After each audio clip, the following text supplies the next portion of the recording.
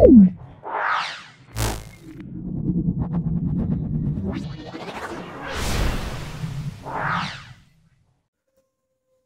আমাদের আলোচ্য বিষয় জলপাইগুড়ি জেলা স্কুল ছায়া প্রশ্নসাথীর 2 নম্বর স্কুলটা সলভ করছি। দেখে নাও। ভিডিওটা ছোট করার জন্য বা টাইমটা একটু কম করার জন্য কিছু কিছু অঙ্ক করে রেখেছি, সেগুলো আমি ব্যাখ্যা করে দিচ্ছি। দেখে নাও, একটি দোকানদার একটি দ্রব্য বিক্রি করার সময় যথাক্রমে 10% এবং আরও 10% ছাড় দেয়। তাহলে একটি দোকানদার একটি দ্রব্য বিক্রি করার সময় প্রথমে 10% এবং পরে আরও 10% ছাড় দেয়। সমতুল্য ছাড়ের পরিমাণ কত হবে বার করতে বলেছে। দেখে নাও।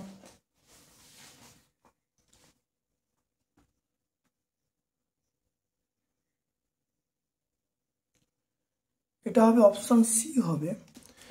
Option C. দেখে নাও কী করে হবে। তাহলে দ্রব্যের মূল্য প্রথমে 100 টাকা হলে বিক্রয় মূল্য কত হবে? 10% ছাড় দিচ্ছে। 10% ছাড় মানে 100 - 10 মানে 90 টাকা। 100 টাকা দ্রব্যটার দাম, তাহলে বিক্রয় মূল্য 90 টাকা। 90 টাকার উপরে 10% ছাড় মানে তাহলে 90 × 10/100 করে 9 টাকা। তাহলে সমতুল্য ছাড় কত হবে? 10 + 9 মানে 19% হয়ে যাবে। এটা অপশান সি আমরা পেয়ে যাব। তারপরে দেখো, যেটা বলা আছে ABC সামন্তরিকের আমাকে বলা আছে কোণ এ বলা আছে, কোণ সি বলা আছে, কোণ বি এর মান কত। দেখে নাও, এখানে যেটা হবে সেটা অপশন সি। এটা অপশন সি হবে। দেখে নাও। তাহলে কোণ এ বলা আছে, কোণ সি বলা আছে। মনে রাখবে সামন্তরিকের যে বিপরীত কোণগুলো পরস্পর সমান। ধরো এটা মনে করো কোণ এ, এটা কোণ বি, এটা কোণ সি, এটা কোণ ডি। তাহলে এই কোণটার সঙ্গে এই কোণটা সমান। তাহলে এখানে দেখো তাই লেখা হয়েছে। সামন্তরিক কোণ এ দেওয়া আছে, কোণ সি দেওয়া আছে, তাহলে সমান করে এখানে এক্স এর মান বার করা হয়েছে। তাহলে কোণ এ, তাহলে আমি এখান থেকে দেখো পেয়ে যাচ্ছি কোণ এ সমান 50 ডিগ্রি পেয়ে গেলুম। তাহলে কোণ বি মানে এই দুটো সমষ্টি আমরা জানি, অর্থাৎ কোণ এ প্লাস কোণ বি এটা করলে 180 ডিগ্রি হবে। তাহলে কোণ বি বার করতে হবে 180 ডিগ্রি মাইনাস কোণ এ, এটা আমরা বলবো। তাহলে দেখে নাও। তাহলে 180 ডিগ্রি কোণের মান কত? 50 ডিগ্রি। তাহলে এটা বিয়োগ করলে কত হবে? 130 ডিগ্রি হয়ে যাবে। অপশন সি হবে। তারপরে দেখো তিনেরটা দেখে নাও। ABCD ট্রাপিজিয়ামের AB সমান্তরাল CD এবং AD এবং BD কর্ণের মধ্যবিন্দু E এবং F। ABর মান বলা আছে, CDর মান বলা আছে, EF এর মান কত। এটা আমরা যে অপশানটায় পাবো সেটা আমরা অপশান এ পাবো। এটা 3 সেমি পাবো। দেখে নাও। প্রথমে একটা ট্রাপিজিয়াম আঁকা হয়েছে। তাহলে ABCD একটা ট্রাপিজিয়াম। তাহলে এর এই ইএফ এর মান কত? ইএফ মানে আমরা কি বলবো? ইএফ মানে হাফ × AB - CD। তাহলে মানগুলো এখানে বসিয়ে দেওয়া হয়েছে। এটা মনে রাখবে, ইএফ সমান হাফ × AB - CD। মানগুলো বসিয়ে দিয়ে দেখো 3 পেয়ে গেলাম। এটা কোন অপশানটা আছে? অপশান এতে আছে।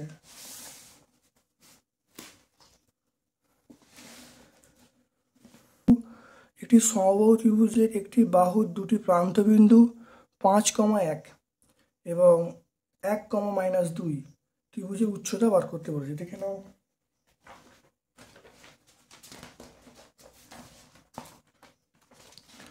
তাহলে দুটো বিন্দু আছে।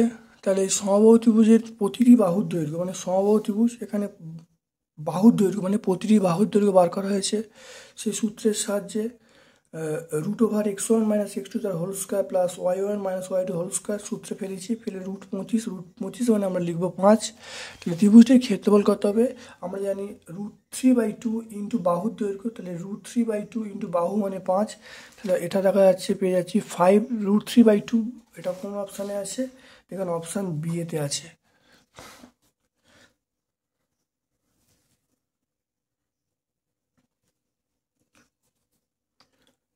তারপর দেখে নাও 2-এরটা।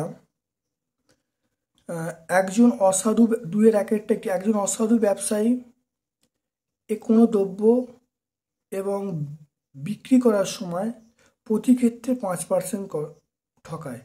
এক অসাধু ব্যবসায়ী কোনো দ্রব্য ক্রয় এবং বিক্রি করার সময় 5% ঠকায়, ওই ব্যবসায়ী শতকরা কত লাভ হবে দেখে নাও।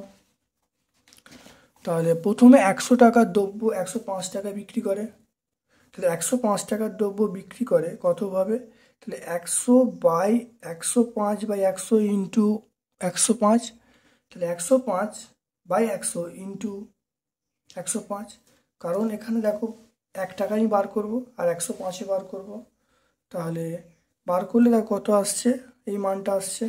এবারে মোটের উপর তার লাভ কত হয়, তাহলে এটা হলো বিক্রয় মূল্য, তো এটাতে ক্রয় মূল্য বাদ যাবে, বাদ গেলে দেখো আসছে 10.25, তাহলে কত আসছে 10.25 আমি পেয়ে যাচ্ছি। দেখো দু একটা সমকোণী ত্রিভুজের সমকোণ সংলগ্ন দুটো বাহু বলা আছে এ এবং বি, সমকৌণিক বিন্দু থেকে অতিভুজের ওপর যে লম্বের দৈর্ঘ্য পি বলা আছে প্রমাণ করতে হবে, এইটা দেখে নাও। কোণ এবিসি এটা বলা আছে, কোণ এবি মানে এবির মান, বিসির মান, বিডির মান সব বলা আছে। আমরা জানি এবিসি ত্রিভুজের ক্ষেত্রফল হাফ ইন্টু ভূমি ইন্টু উচ্চতা, তাহলে half into BC into AB করা হলো, এইটা ইন্টু বিডি মানে এইটা, তাহলে এটা আমরা বলতে পারি, তাহলে ত্রিভুজের কনসেপ্ট থেকে দুটো আমরা লিখতে পারি।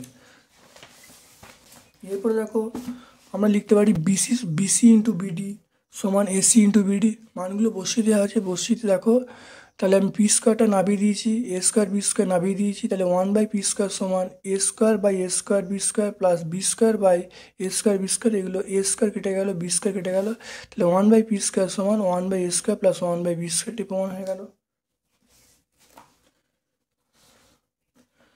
তারপর দেখো একটি আয়তক্ষেত্রের প্রস্থ বলা আছে, তার দৈর্ঘ্য প্রস্থের 2/1/2 গুণ, 2/1/2 গুণ মানে 5/2 গুণ, তাহলে আয়তক্ষেত্রের সমান পরিসীমা বিশিষ্ট বৃত্তের ব্যাস নির্ণয় করতে বলছে, দেখে নাও।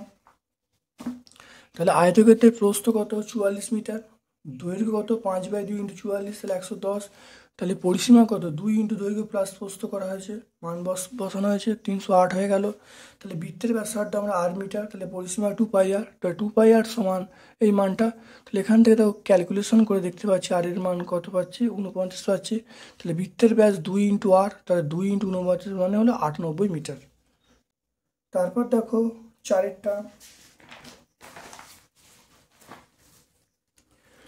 চারটা দেখে নাও, সেটা হলো এবিসি, দেখে নাও এবিসি এর এডি মধ্যমা, এসি বাহুর উপর পি একটি বিন্দু। এবার বলা আছে এই দুটো ত্রিভুজ আছে, এই দুটো ক্ষেত্রফল বলা আছে 2:3 মানে অনুপাত 2:3, তাহলে এই ক্ষেত্রের অনুপাত কত হবে সেটা বার করতে বলেছে, দেখে নাও। তাহলে এখানে বলা আছে দেখো কোশ্চেনে বলা আছে এডিপি এইটা, আরেকটা বলা আছে এবিডি এইটা, এর ক্ষেত্রফল অনুপাত বলা আছে 2:3, তাহলে এটা আমরা 2x ধরবো আর এটা আমরা 3x ধরবো, তাহলে বর্গ একক হয়ে গেল, তাহলে এডি হলো মধ্যমা, তাহলে আমরা বলবো এবিডি মানে কোনটা এবিডি এই পুরোটা, তাহলে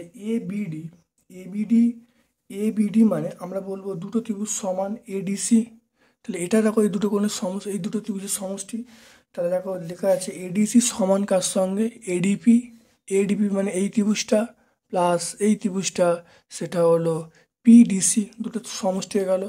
এবার দেখো প্রত্যেকের মান বলা আছে, এই মানটা বলা আছে আর এই মানটা বলা আছে, তাহলে এখান থেকে পিডিসির মান পেয়ে গেলাম, তাহলে পিডিসির মান আমরা এক্স পেয়ে গেলাম। এবারে দেখো তাহলে এবিসি মানে কি, এবিসি মানে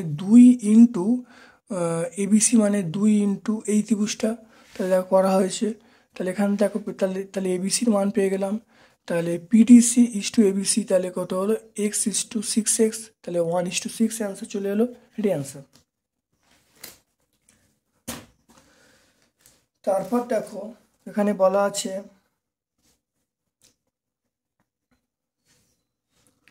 দেখে নাও, তারপরে এই যে দেয়া আছে এই পরিসংখ্যা ছক থেকে 27-এর কম কর্মচারী এবং 23 বা 23-এর বেশি কর্মচারী, 23 বা 23 বছরের বেশি বা বা 35 বছরের কম কর্মচারীর সংখ্যা নির্ণয় করতে বলছে। দেখে নাও, তাহলে এটা দেখো ছক থেকে দেখো লিখতে পারি। তাহলে এখানে এটা পরিষ্কার লেখা হয়েছে।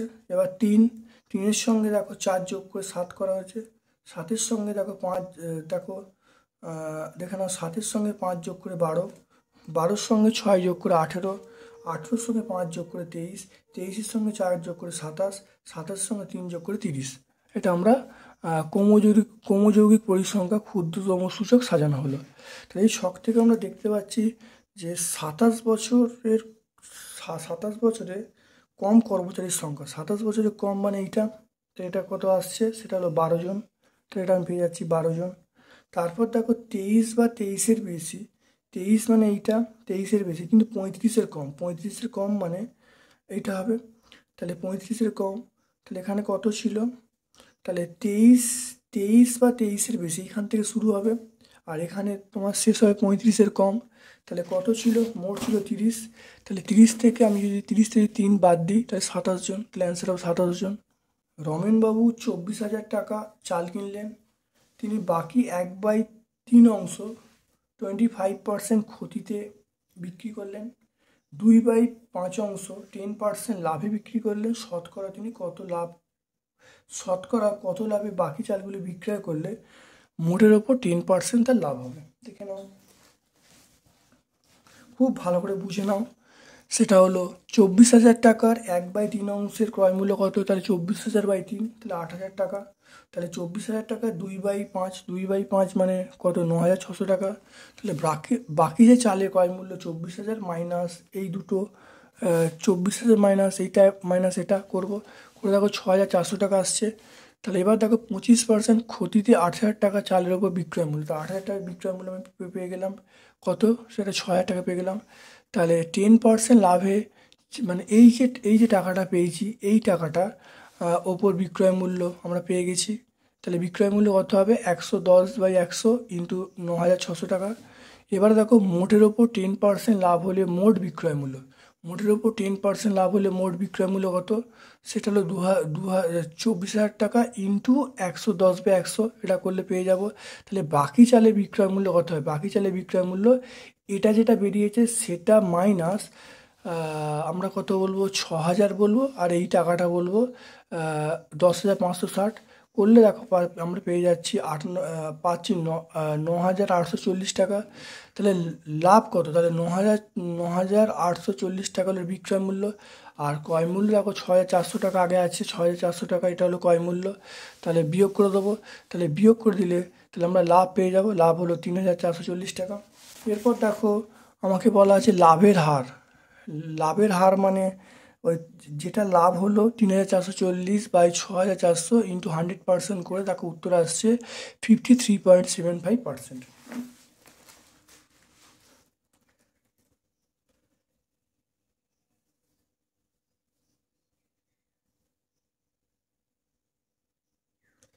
একটা অঙ্ক বলেছে, সেটা হলো অপনয়ন বা পরিবর্ত পদ্ধতিতে সমাধান করতে বলেছে। 8 অঙ্কটা অপনয়ন বা পরিবর্ত পদ্ধতি, দেখে নাও।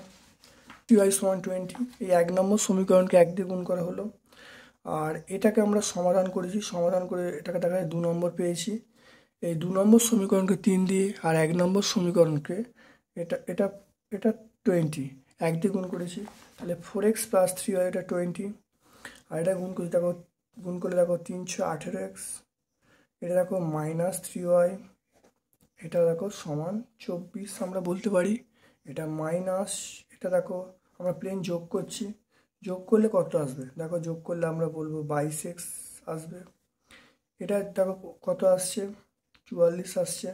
তাহলে x সমান আমরা বলবো 44/22, তাহলে x এর মানটা পেয়ে গেলাম 2, তাহলে x এর মানটা আমরা 2 পেয়ে গেলাম। তাহলে এবার দেখো আমরা মানটা কোথায় বসাবো, 1 নম্বর সমীকরণে, 1 নম্বর সমীকরণে x এর মান বসিয়ে,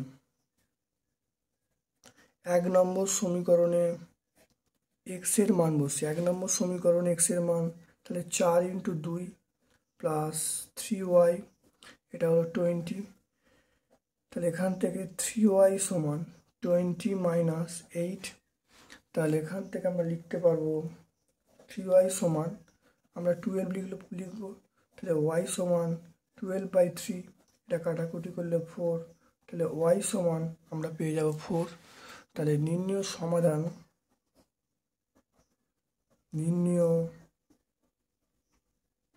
সমাধান x সমান 2, y সমান 4, তাহলে x সমান 2, y সমান 4 পেয়ে যাব। এরপর দেখো এই যে 5-এর উপপাদ্যগুলো আছে, প্রথম উপপাদ্যটা তোমরা উপপাদ্য 20, এটা উপপাদ্য 20, আর এই উপপাদ্যটা তোমরা পেয়ে যাবে উপপাদ্য 23। তাহলে এই 20 মানে উপপাদ্য নাম্বার 20, আর 23 আর 23-এর উপপাদ্য তোমরা ভালো করে দেখে নেবে, এগুলো তোমরা করে নেবে। তাহলে 6 এবং 7 এগুলো হলো সম্পাদ্যগুলো প্র্যাকটিস করে নেবে। আমি চলে আসছি 8-এর অঙ্ক দেখে নাও। 8-এর অঙ্ক দেখে নাও কি বলছে। 8-এর 1-এরটা,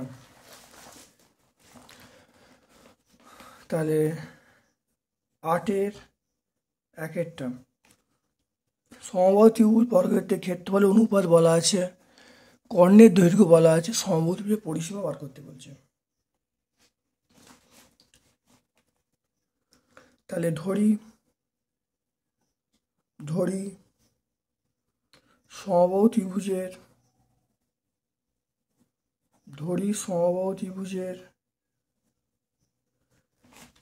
প্রতিটি বাহুর দৈর্ঘ্য, সমবাহু ত্রিভুজের প্রতিটি বাহুর দৈর্ঘ্য সমান x সেমি। খুব ইম্পর্টেন্ট ব্যাপার, x সেমি। সমবাহু ত্রিভুজের প্রতিটি বাহুর দৈর্ঘ্য কত বলবো? x সেমি বলবো। অতএব সমবাহু ত্রিভুজের ক্ষেত্রফল সমান কি বলবো? √3/4 ইন্টু x² বর্গ সেমি হয়ে গেল। এটা আমরা কি বলবো? বর্গ সেমি বলবো। তারপরে কর্ণের দৈর্ঘ্য, তাহলে বর্গক্ষেত্রের ক্ষেত্রফল কত হবে? বর্গক্ষেত্রের ক্ষেত্রফল হবে 1/2 ইন্টু 60 ইন্টু 60 বর্গ সেমি। 60 বলতে বর্গক্ষেত্রের যে কর্ণের দৈর্ঘ্য বলা আছে, তাহলে এটা কাটাকুটি করলে এটা 30, এটা হবে 1800 বর্গ সেমি। 1800 বর্গ সেমি। প্রশ্নানুসারে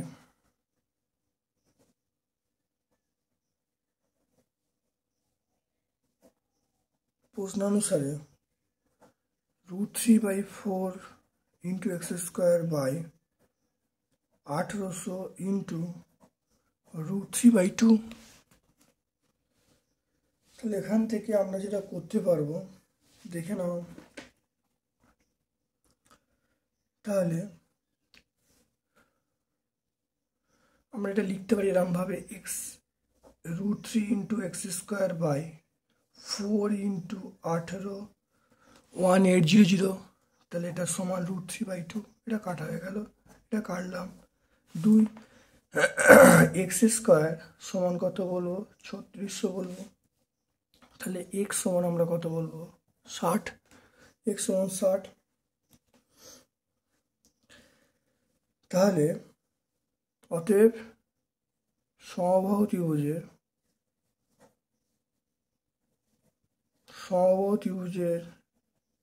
বাহু কত? বাহু হলো 60 সেমি। সমবাহু ত্রিভুজের বাহু হলো 60 সেমি। সমবাহু ত্রিভুজের পরিসীমা তাহলে কত হবে? পরিসীমা হবে 3 ইন্টু বাহু, 3 ইন্টু বাহু মানে 180 সেন্টিমিটার। 3 ইন্টু বাহু 180 সেন্টিমিটার পেয়ে গেলাম। তারপর দেখো বলা আছে একটা রম্বসের কর্ণ বলা আছে, রম্বসের দুটো কর্ণ বলা আছে, পরিসীমা, ক্ষেত্রফল, উচ্চতা বার করতে বলেছে। দেখে নাও, এটা হলো এ বি সি ডি, এটা ও হয়ে গেল।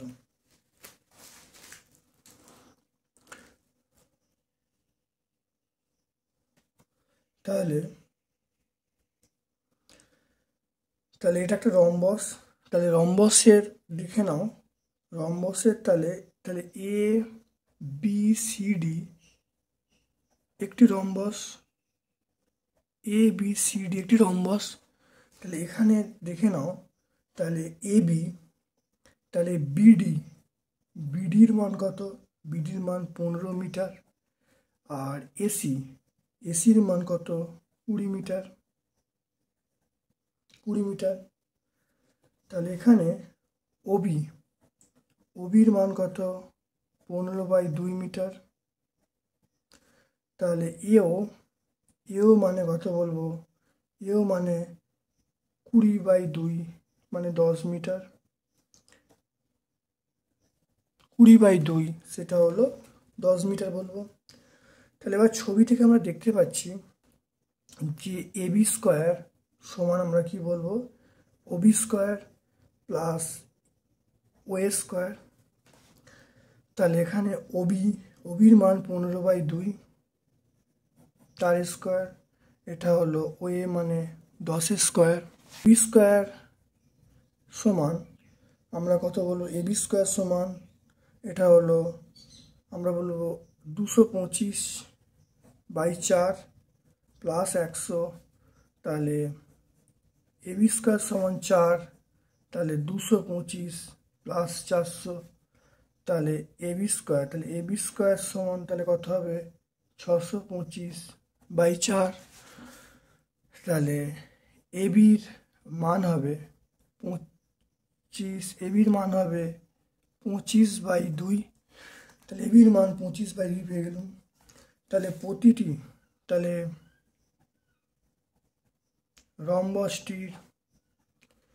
রম্বসটির প্রতিটির বাহুর দৈর্ঘ্য, প্রতিটি বাহুর দৈর্ঘ্য, রম্বসটির প্রতিটি বাহুর দৈর্ঘ্য কত হবে? 25/2, এটা মিটার বলবো, 25/2 মিটার।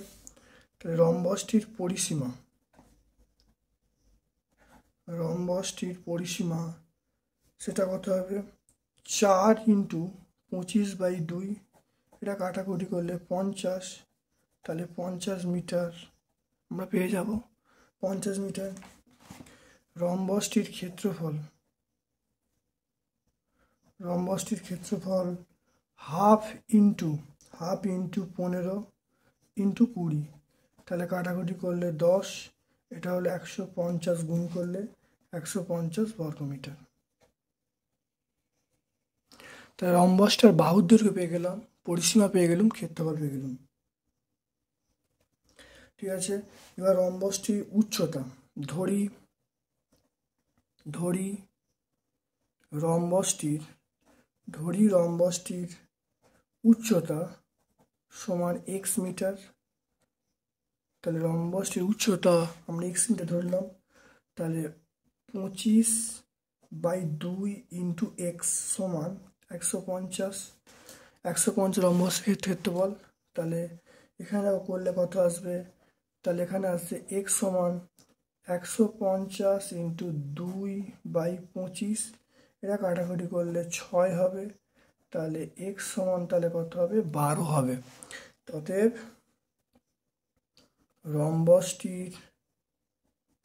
রম্বসটির উচ্চতা 12 মিটার। রম্বসটির উচ্চতা কথা বলবো 12 মিটার। তাহলে অ্যান্সার হয়ে গেল। তারপরে দেখো 3 অঙ্কটা আছে। একটি বৃত্তাকার মাঠের বৃত্ত বরাবর একবার পাক ঘুরতে রোহনের যে সময় নেয়, মাঠের ব্যাস বরাবর অতিক্রম করতে তার থেকে 45 সেকেন্ড কম সময় নেয়। রোহনের গতিবেগ 80 মিটার/সেকেন্ড হলে মাঠের ব্যাস কত হবে? দেখে নাও। ধরি বৃত্তাকার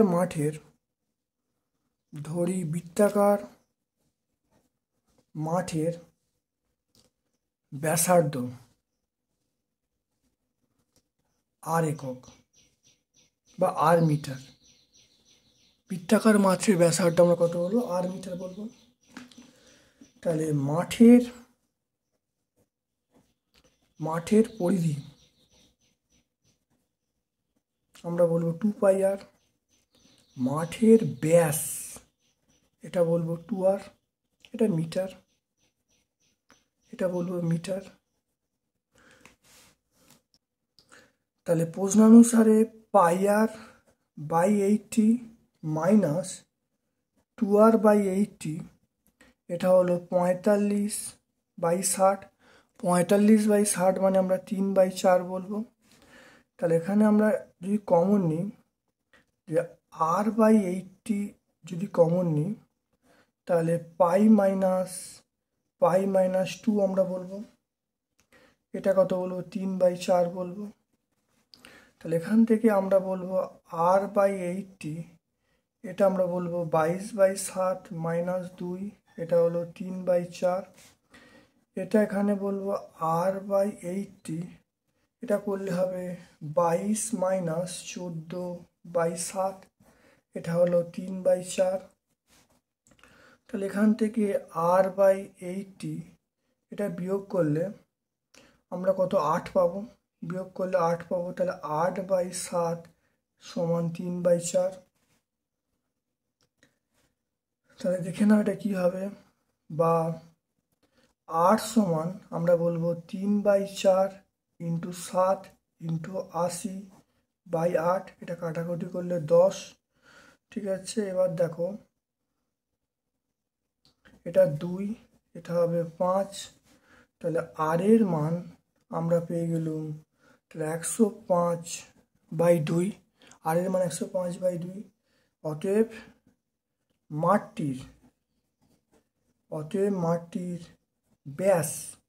ব্যাস মানে 2r, 2 × 105/2, তাহলে 105 মিটার। 105 মিটার আমরা পেয়ে গেলাম।